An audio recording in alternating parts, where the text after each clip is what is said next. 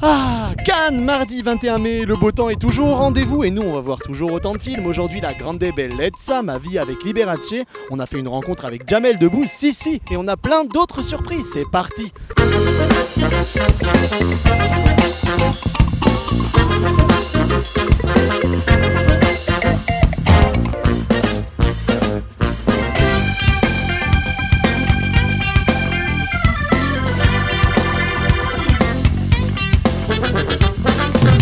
Moi j'aime bien le Soderbergh nouveau.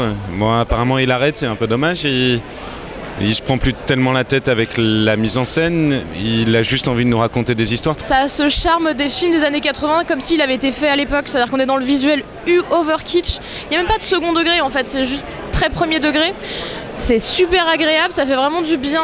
Il y a un point fort, c'est Michael Douglas qui est absolument extraordinaire et Matt Damon également, c'est vraiment le casting qui sauve le film. C'est un téléfilm HBO, qui passera dimanche prochain à la télé aux États-Unis et je pense que ça mérite pas forcément mieux.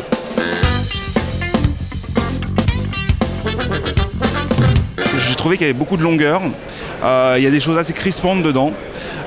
Notamment dans les scènes de boîte de nuit en fait, qui sont un peu répétitives. J'ai plutôt aimé, avec évidemment énormément de réserves parce que c'est très long vu que c'est 2h30, qu'il y a beaucoup d'excès, beaucoup d'emphase dans la mise en scène. Par contre c'est un film qui va me laisser quand même beaucoup de choses, quelque chose et qui m'a vraiment transporté. En fait, c'est vraiment un trip, un grand trip.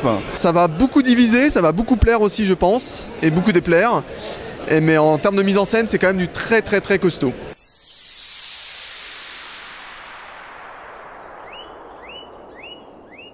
Bonne nouvelle pour tous les fans de Steven Soderbergh qui a déclaré ce mardi en conférence de presse que non, finalement il ne prenait pas sa retraite mais qu'il faisait simplement une pause. Et connaissant l'hyperactivité du bonhomme, ça change tout. En tout cas, avec son Ma vie avec Liberace, il place Michael Douglas en position idéale pour un prix d'interprétation masculine. Gilles Jacob qui rappelait d'ailleurs que les parents de Michael, Anne et Kirk Douglas s'étaient rencontrés ici même au festival.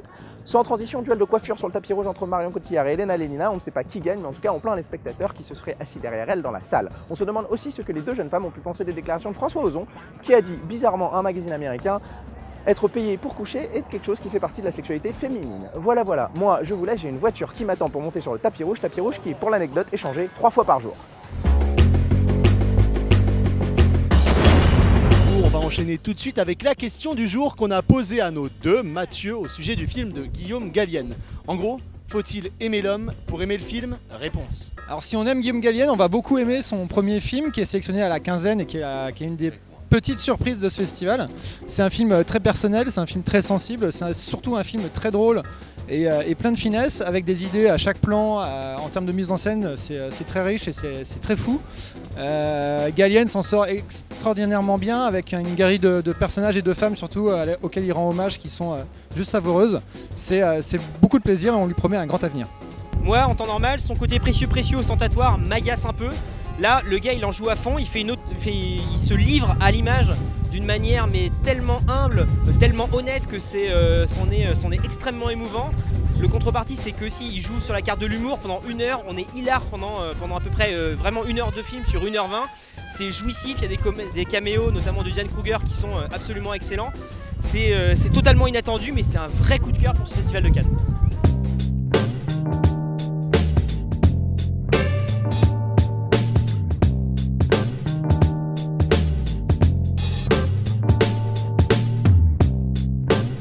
On se rend compte à quel point on est français quand on regarde ce film, à quel point les enfants d'immigrés, évidemment, ont un pays d'origine, mais ils sont perdus. Il est perdu ce personnage quand il arrive dans le village de son père. Il n'a pas les codes, il n'a pas les repères, on se fout de sa gueule. C'est le français quand il arrive, tu vois.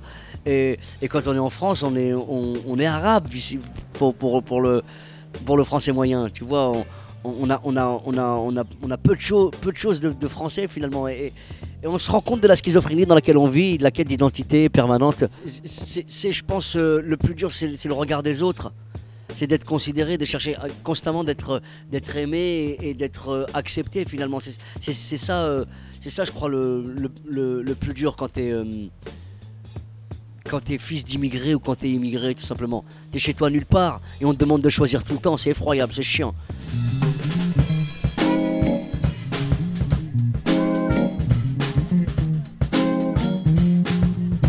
Hello, I'm Paul Wright, the writer-director of For Those in Peril, playing at Critics Week here in Cannes. For Those in Peril is the story of Aaron, who is the sole survivor of a fishing boat accident. And the story, the main thrust of the story happens when we find out that Aaron believes that the 5 men lost at sea, including his older brother, are still alive, and that he sets out to bring them back.